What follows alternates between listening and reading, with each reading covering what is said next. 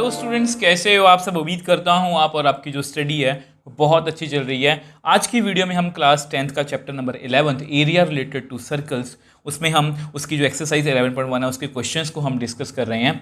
और इससे पहले जितने भी क्वेश्चंस हैं, एग्जांपल्स हैं, सबसे इंपॉर्टेंट इसका बेसिक, इन सभी वीडियोस का लिंक आपको नीचे डिस्क्रिप्शन बॉक्स में मिल जाएगा। तो क्वेश्चन 5 को पढ़ते हैं। अगर आपके पास पुरानी एनसीईआरटी है तो ये एक्सरसाइज 12.2 है, नहीं है तो 11.1 है। तो in a circle of radius 21 centimeter an arc subtends an angle of 60 degree at the center। तो एक मतलब कि सर्कल है जिसकी रेडियस कितनी है 21। अब कोई आर्क है जो सेंटर पर एंगल सबटेंड कर रही है कितना 60 डिग्री का। अब ये क्या होगी रेडियस, ये कितनी है 21, ये 21। ये सब कुछ हम बेसिक में सीख चुके हैं। तो 3 क्वेश्चन पूछे हैं, बड़े ही इंपॉर्टेंट है। एक्चुअल में पूरा ही चैप्टर यहाँ पर पूछ लिया गया है, जितना भी कुछ हमने अभी तक किया है। अगर आप बेसिक देखोगे, मेरे को 3 टॉपिक करवाए हैं, area of sector, area of segment, length of arc. तो तीनों ही पूछ लिए, length of arc, area of sector form by arc, area of segment form by corresponding chord. तो बहुत अच्छा क्वेश्चन है। तो सबसे पहले डायग्राम बना लेते हैं। अब देखो ये आपकी डायग्राम है और हमें फाइंड क्या करना, लेंथ ऑफ आर्क। अब लेंथ ऑफ आर्क हमने अच्छे से सीखा है, मतलब ये वाला टुकड़ा हमें फाइंड करना है। मतलब यहाँ पर सर्कमफेरेंस की बात हो रही है, तो इसका फॉर्मूला θ/360 इंटू 2πr। इसके पीछे का लॉजिक भी मैं आपको बता चुका हूँ। तो लेंथ ऑफ आर्क, तो सारा फॉर्मूला जो है उसी का खेल है, θ/360 इंटू 2πr। अब थीटा है हमारा 60/360 2, अब पाई कितना है 22/7। अगर हमें दिया होता तो 3.14 लिख लेते, जो मर्जी दिया हो हम वो लिख लेंगे, ठीक है। आर कितना है हमारा 21। अब जो कुछ कट हो रहा है उसको कट करने की कोशिश करते हैं। जैसे ये कट हो गया, यहाँ पर तो 6 आएगा, 7 3 ज़ा 3 2 ज़ा 6 और 2 से 2 कट गया। तो ये तो बहुत सिंपल आ गया। तो which implies length of arc कितनी आ गई 22 सेंटीमीटर। अब सेम वे से ना सेकंड पार्ट, वो क्या है, area of sector formed by an arc. मतलब बेसिकली देखा जाए तो हमें ये वाला एरिया फाइंड करना है। मतलब यहाँ पर भी हम फॉर्मूला लगा लेते हैं। और एरिया ऑफ सेक्टर का फॉर्मूला आप सभी को पता है, θ/360। हमने बहुत से क्वेश्चंस कर लिए हैं, πr²। तो थीटा 60 है, ये 360 है। जस्ट कैलकुलेशन बेस्ड हमारे क्वेश्चंस हैं। आर कितना है 21 का स्क्वायर।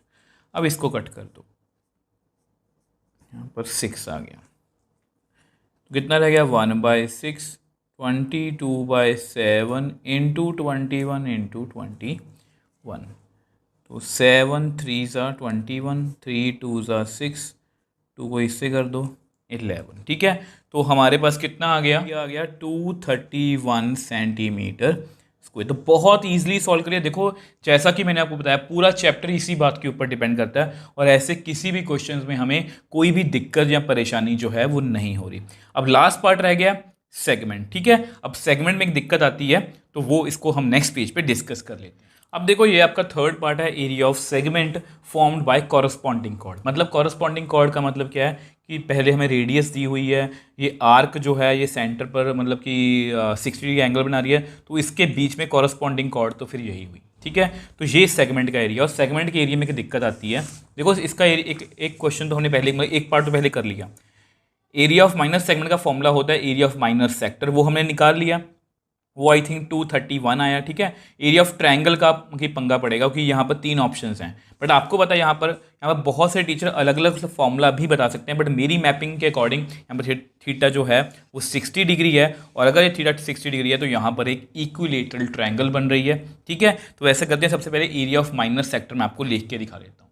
अब देखो जैसा कि मैंने आपको बताया कि यहाँ पर थीटा 60 डिग्री, तो ये इक्विलेटरल ट्रायंगल है। इसके बारे में मैंने आपको बेसिक वीडियो में समझाया भी था कि ये ट्रायंगल है, ठीक है। अब यहाँ पर 60 डिग्री एंगल है। अब ये दोनों साइड्स रेडियस के कारण आपस में इक्वल है, मतलब ये वाला एंगल और ये वाला एंगल भी इक्वल है। अगर आप इन दोनों को x मान लो, प्लस 60 इज इक्वल टू 180, तो 2x इज इक्वल टू 180 में से 60 गए तो 120, तो x कितना आ गया 60, ये भी 60, ये भी 60, ठीक है। तो ये एक इक्विलेटरल ट्रायंगल है। आपको पेपर में मेंशन करने की जरूरत नहीं है, मैं जस्ट आपके नोट्स के लिख देता हूँ। अब देखो आपको थीटा 60 है, OAOB रेडियस है, तो ये इक्विलेटरल ट्रायंगल है। Therefore area of triangle OAB। क्योंकि ये इक्विलेटरल ट्रायंगल है तो इसका एरिया होता है √3/4 साइड का स्क्वायर।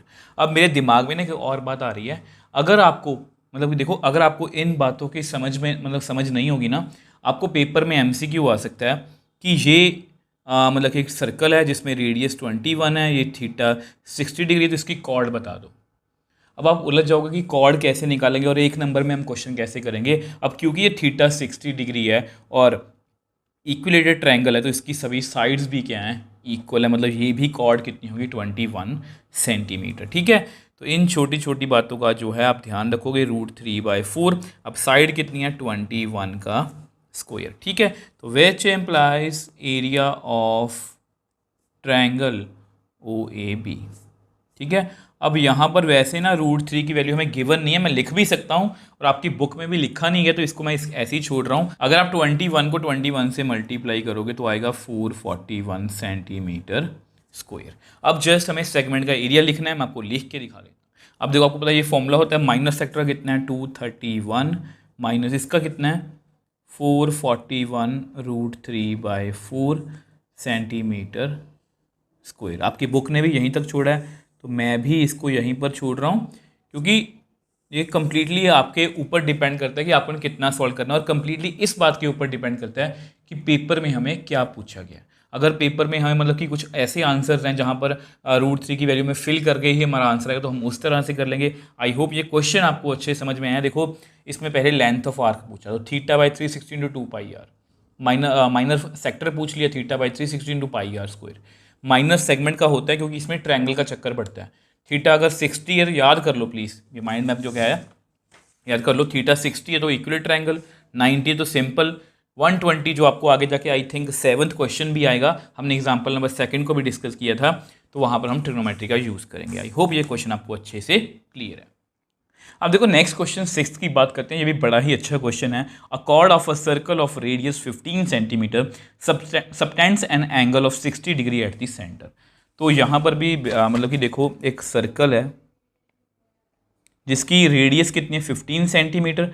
कॉर्ड जो है, अब यहाँ पर एक कॉर्ड है, ठीक है, ये आपकी कॉर्ड है और इसकी रेडियस कितनी है 15 सेंटीमीटर। ठीक है, ऑलमोस्ट डायग्राम ऐसी ही बनती है और इस सेंटर पर एंगल कितना बन रहा है 60 डिग्री। ठीक है, आई थिंक 60 डिग्री है। तो find the areas of corresponding minor and major segment of the circle. तो अगर आपको लास्ट क्वेश्चन अच्छे से क्लियर है तो ये भी आपको बहुत अच्छे से क्लियर होगा। तो सबसे पहले डायग्राम बना लेते हैं। अब देखो ये आपकी डायग्राम है, मतलब ये मैंने इसलिए कलरफुल बनाई है कि येलो वाला हिस्सा मेजर सेगमेंट है और ये मतलब ग्रीन वाला सॉरी ब्लू वाला हिस्सा जो है वो माइनर सेगमेंट है।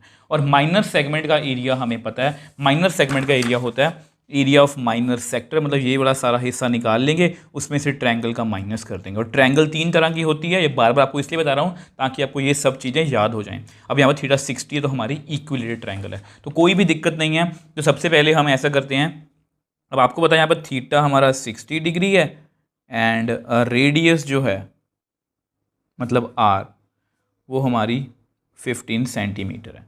तो एरिया ऑफ सेक्टर वो हम लिख लेते हैं, ये होता है θ/360 × πr²।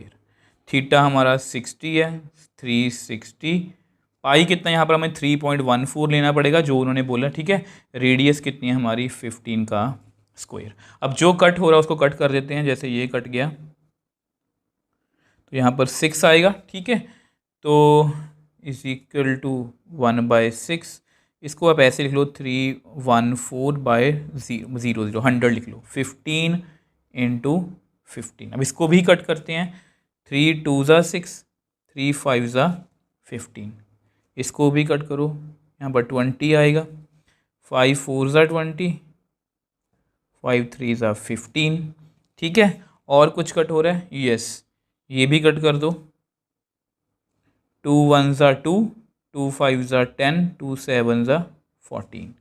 तो हमारे पास कितना रह गया 157 × 3/4। तो which implies area of sector कितना आ गया 157 × 3/4। अगर इसको मल्टीप्लाई करेंगे कितना आएगा 471/4। तो विच एम्प्लाइज यहाँ पर आ गया 117.75 सेंटीमीटर स्क्वायर। इसको आप लिख के रख लो क्योंकि इसको हम बाद में वैल्यू में फिल करेंगे। आप चाहो तो इसको मतलब बिना डेसिमल के भी रख सकते हो, कंप्लीटली आपके ऊपर डिपेंड करता है। वो जैसा कि मैं आपको हमेशा बोलता हूँ, अगर पेपर में लिखा है कि प्रूव करो कि इसका क्वेश्चन का आंसर इतना ही है, तब हम सोच सकते हैं, अदरवाइज आप अपना आंसर जो है वो कहीं पर भी छोड़ सकते हो। अब इसके बाद हमें क्या करना है, now area of triangle OAB, ठीक है। अब एरिया ऑफ ट्रायंगल की हमें बात करनी है, और आपको पता है कि ये 60 है और ये रेडियस है। तो मैंने आपको पिछले क्वेश्चन में बताया था कि ये और ये एंगल भी बराबर हैं। तो अगर दो एंगल ये बराबर हैं तो इसको सॉल्व करोगे तो ये भी 60 आएगा, ये भी 60 आएगा। मैं पिछले क्वेश्चन में भी मैं आपको बताया था। तो ऐसा करते हैं, जस्ट मैं आपके नोट्स के लिए आपको लिख के दिखा दूँ। और आपको पता है कि अगर ये इक्विलेटरल ट्रायंगल है तो इसका ये इस तरह से निकालेंगे, ठीक है। आपको ये लिखा हुआ है, मैपिंग में पहले से लिखा हुआ है, तो ये आपको याद होना चाहिए। और जिस तरह से पिछले क्वेश्चन बताया था कि यहाँ पर आपको MCQ भी आ सकता है कि अगर ये 15 है, ये 15 है और ये 60 है तो कॉर्ड कितनी होगी, वो भी 15 सेंटीमीटर, क्योंकि इक्विलेटरल ट्रायंगल है। अब यहाँ पर वैल्यूज़ को फिल कर लेते हैं। अब उन्होंने इसकी रूट की वैल्यू बोला है तो मैं इसको फिल कर रहा हूँ। साइड कितनी है हमारी, 15 का स्क्वायर, तो कितना आ गया 1.73/4 इंटू 15 इंटू 15। अब ऐसा करते हैं, इसको नेक्स्ट पेज पे हम सॉल्व कर लेते हैं। अब देखो हम यहाँ पर थे, थोड़ा इसको सॉल्व करते हैं। तो इसको कट करना चाहते हो कट कर लो।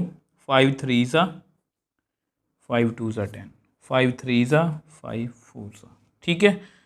तो और कुछ कट नहीं हो रहा तो इसको मल्टीप्लाई कर लेते हैं। तो कितना आएगा, तो यहाँ पर आएगा 1557, क्योंकि 170 को 3 और 3 से मल्टीप्लाई किया, 4 इंटू 4 16, ठीक है। इसको भी डेसिमल में लिखते हैं। अगर इसको डिवाइड करेंगे 16 से तो हमारे पास आएगा 97.3125 सेंटीमीटर स्क्वायर। तो हमारे पास ट्रायंगल का एरिया भी आ गया, माइनस सेक्टर का भी आ गया। अब जस्ट फॉर्मूला लिखना है, मैं आपको लिख के दिखा। अब आपको पता है कि एरिया ऑफ माइनस सेगमेंट का फॉर्मूला यही है, ठीक है। माइनस सेक्टर में से ट्रायंगल का एरिया माइनस कर दो। माइनस सेक्टर का एरिया हमने लास्ट पेज पे कैलकुलेट किया था 117.75 माइनस 973125। तो इसको अगर आप माइनस करोगे तो आपके पास आएगा 20.4375। तो विच एम्प्लाइज हमारा एरिया ऑफ माइनस सेगमेंट कितना आ गया, 20.4375 सेंटीमीटर स्क्वायर, ठीक है। अब इतना एरिया आ गया। अब हमें क्या निकालना है, मेजर सेगमेंट का भी निकालना है। वो बहुत इजी है, क्योंकि आपको पता है कि मेजर सेगमेंट का क्या है कि area of circle minus area of minus segment. तो वो भी फॉर्मूला यहाँ पर लिख देखो, ये आपका एरिया ऑफ मेजर सेगमेंट का फॉर्मूला है। तो एरिया ऑफ सर्कल का फॉर्मूला होता है πr²। Area of minus segment हमने अभी अभी निकाला है 20.4375। तो यहाँ पर भी वैल्यू को फिल कर लेते हैं। यहाँ पर रेडियस कितनी थी इसकी, 15 माइनस 20.4375, तो 3.14 इंटू 15 इंटू 15, ठीक। तो यहाँ पर जस्ट कैलकुलेशन बेस्ड मतलब कि हमारा कुछ रह गया है।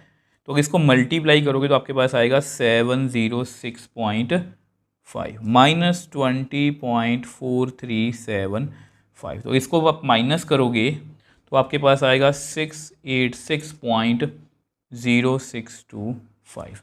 तो विच एम्प्लाइज हमारा जो एरिया ऑफ मेजर सेगमेंट है वो कितना आया, 686.0625। दोनों आंसर हमारा परफेक्टली एनसीईआरटी से मैच कर रहे हैं। आई होप ये दोनों क्वेश्चंस आपको अच्छे से क्लियर हैं। चाहे आप क्वेश्चन जो है वो 5th की बात कर लो, चाहे आप 6th की बात कर लो, दोनों ही इंपॉर्टेंट है। देखो सेगमेंट वाला क्वेश्चन हमेशा से इंपॉर्टेंट है, हमें जस्ट ट्रायंगल्स का ध्यान रखना है। अगर आपको इन दोनों क्वेश्चन में कोई भी डाउट है, मुझे नीचे कमेंट बॉक्स में लिख सकते हो, मुझे इंस्टाग्राम टाइम पर मैसेज भेज सकते हो, मैं हमेशा आपका रिप्लाई करता हूँ। अगर आपको वीडियो थोड़ी सी भी हेल्पफुल लगे तो वीडियो को लाइक कीजिए, शेयर कीजिए और इस चैनल को सपोर्ट कीजिए।